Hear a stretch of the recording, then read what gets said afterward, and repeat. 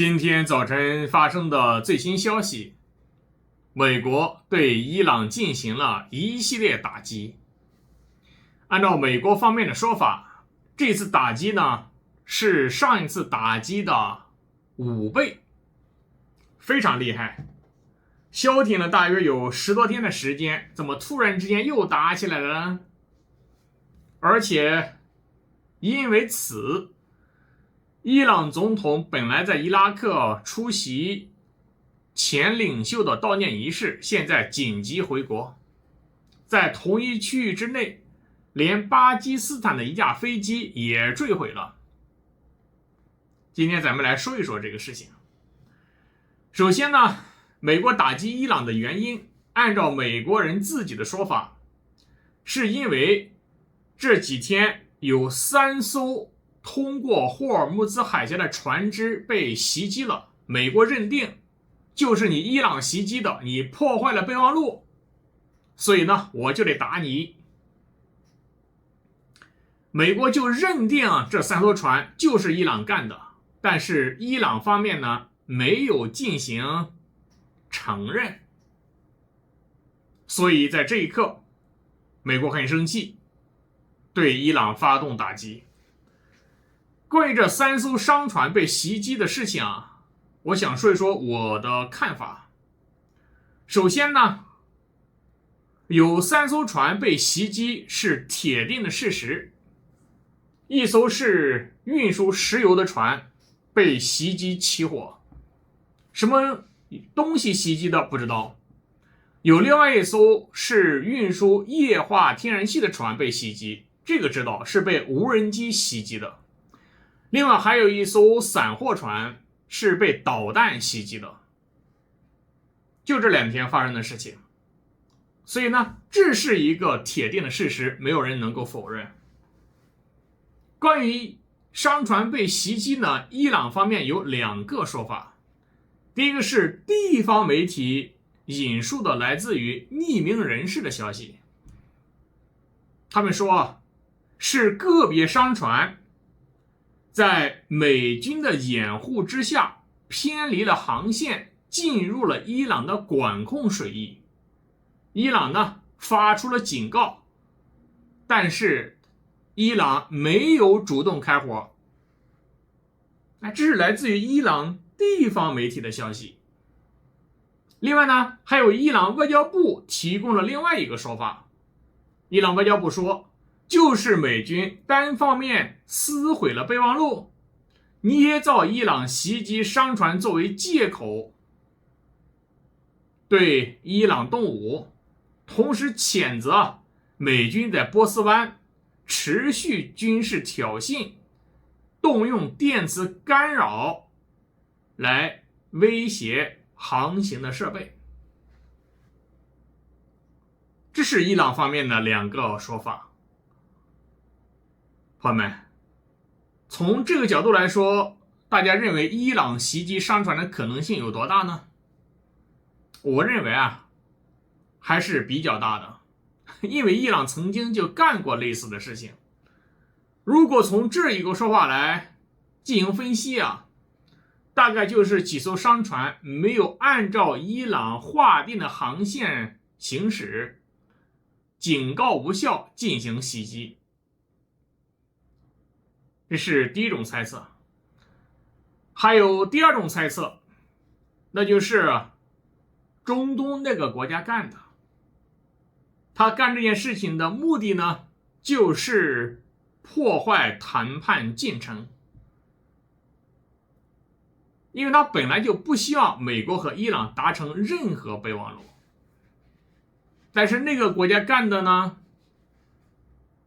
他有点困难，因为那个国家距离波斯湾很远很远，接近1000公里所以呢，它的可能性稍微的小于伊朗。其实说到这里呢，还存在另外一种可能性。大家都知道这几天呢是伊朗前领袖的纪念仪式，首先是在伊朗国内进行纪念，今天呢又运到了伊拉克，供当地的宗教人士进行纪念。在现场有很多人就喊着要对美国复仇。所以在这一特殊时刻呢，可能有一些强硬派越想心里越生气，这些伊朗的强硬派也不愿意与美国达成谅解，他们还是想继续打。尤其在这几天的特殊日子，内心当中可能更想打。所以呢，在这种想法之下呢，他们看到有任何商船不听劝告，立刻就动怒，开始打击。我个人猜测这种可能性呢，应该是比较大的。至于巴基斯坦飞机的事情呢，巴基斯坦飞机失事的时间换算成北京时间是凌晨18分钟，但是美国对伊朗进行大规模打击的时间呢，换算成北京时间是凌晨5点钟。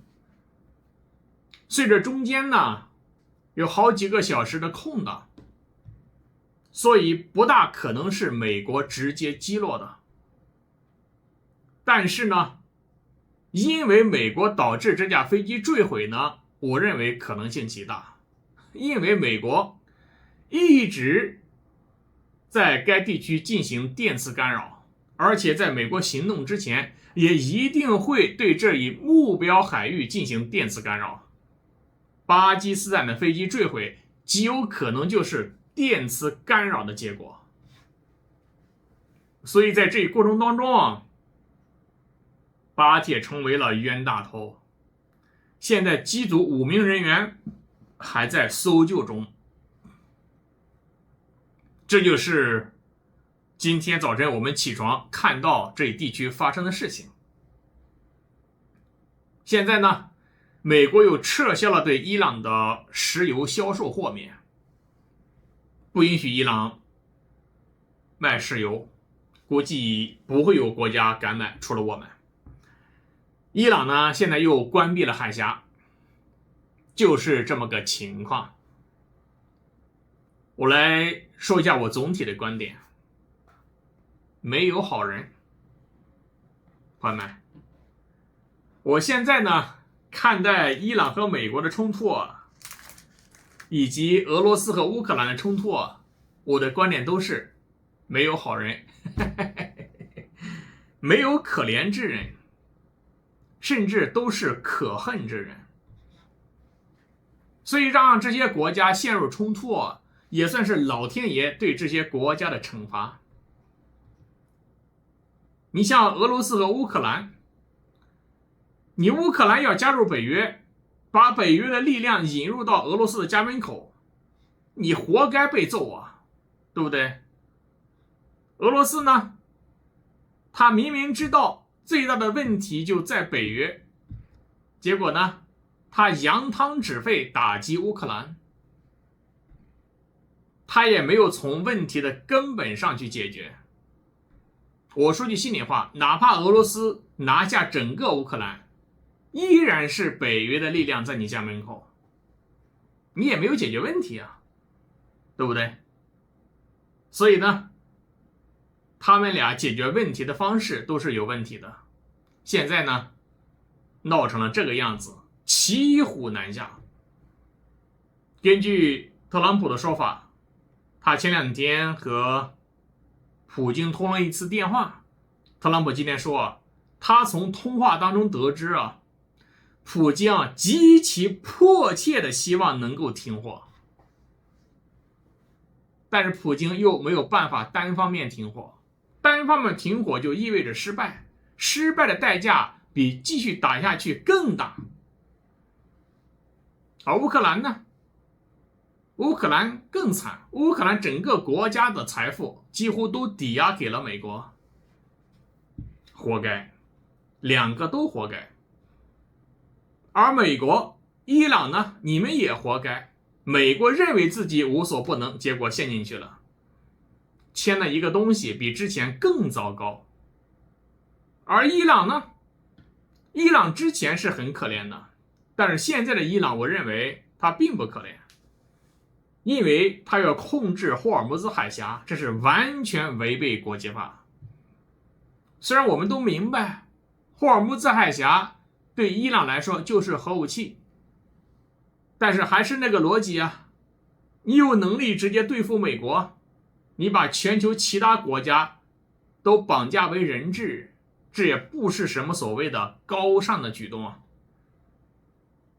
所以呢，现在情况就是这么个情况，没有好人，都活该。怎么来说呢？现在呢，我个人的主张就是最好还回到战前。战前呢，海峡畅通，没有人阻碍，所以中国可以非常顺利的买到石油，也可以非常顺利的把我们的货物经由波斯湾卖给中东这些国家。咱们中国呢，国际贸易非常繁荣，我们最需要的就是航行自由，对不对？其次呢，在战争之前，国际油价还比较低，对咱们中国这一个大量进口石油的国家来说呢，也非常友好。其实作为中国人呢，我只在乎这2点，就是不要影响到咱们中国。至于其他的，你们爱怎么办怎么办。这2天好不容易油价上来了，我们大陆的油价几乎回到了战争之前，这还挺好。结果你们又来了这一次，不知道会不会涨上去。所以呢，这些人呢都不是什么所谓的好人。我真的是希望你们能不能打得大一点，无论是俄罗斯和乌克兰，还是美国和伊朗，你们能不能打得大一点，就是进行全国动员形式的那种打仗，把问题解决了。你们现在这么搞，不但没有解决问题，还把问题闹得越来越大。说明什么？说明这些国家没有任何一个有能力解决问题。难道不是如此吗？问题不解决，怎么好好发展经济、改善民生啊？所以无能的政府最糟糕的就是人民。